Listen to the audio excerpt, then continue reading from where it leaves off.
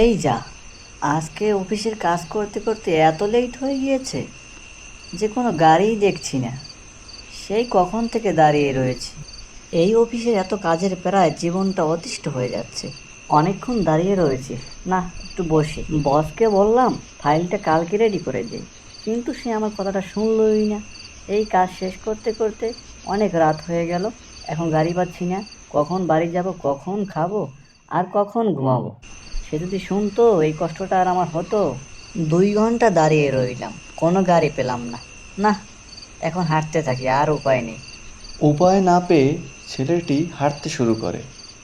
তার বাসা থেকে অফিসের দূরত্ব প্রায় 3 কিলোমিটারের মতো। এত পথ যাওয়া সম্ভবও না। তবে কিছু পথ হাঁটার পরে হঠাৎ করে নেমে এলো।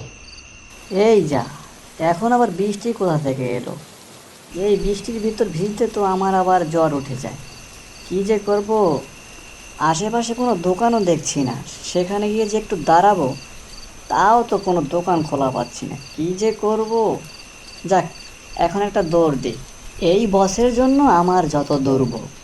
সে যদি আজকে এমনটা না করতো তাহলে আমার বৃষ্টিতে ভিজতে হতো। কিছু পথ দৌড় দিয়ে আসার পরে দেখতে পায় একটি দোকান খোলা। পরবর্তীতে সে সেই দোকানটার নিচে আশ্রয় নেয়।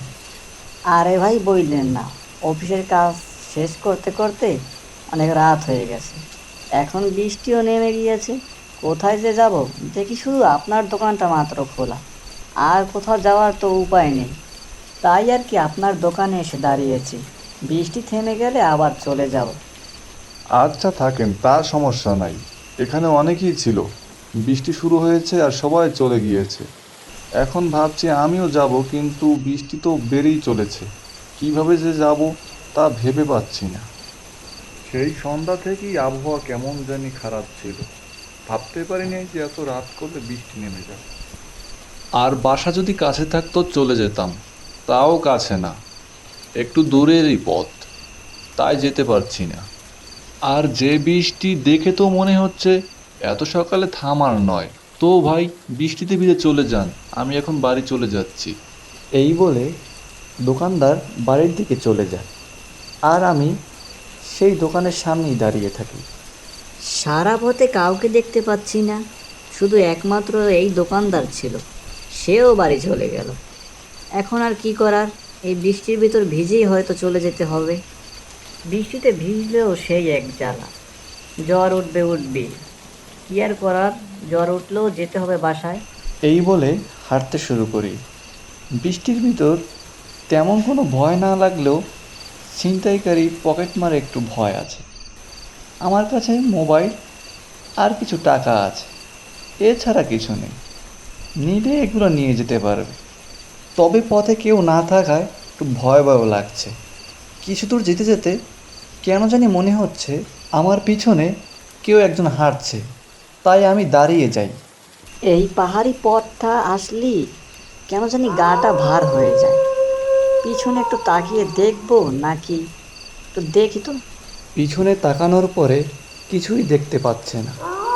তবুও কেন জানি মনে হচ্ছে পিছনে কেউ একজন আছে।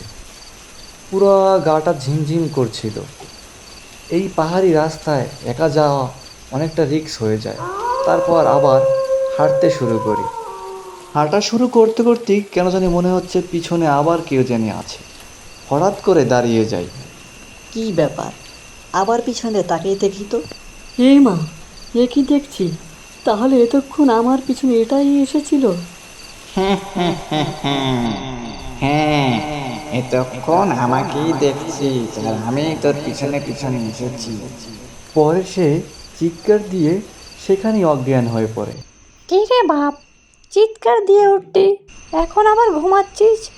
ওঠ ওঠ, কি হয়েছে? ও মা, আমি এখানে কেন? আমি না ওই পাহাড়ের ওই রাস্তায় ছিলাম। আমাকে ভূতে ধরেছিল। তা আমি এখানে কি করে এলাম?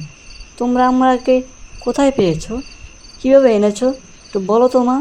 হায় রে বোকা ছেলে, তুই তো এখানেই ছিলি। অফিস থেকে এসে খাওয়া দাওয়া না করে সেই প্যান্ট শার্ট পরেই ঘুমিয়ে গিয়েছিস। আবার কিসের ভূত, কিসের পাহাড়ি রাস্তায় ছিলি, কিছু বুঝতেছি না কি বলছিস। আসলে এই ঘটনাটি একটি স্বপ্ন ছিল।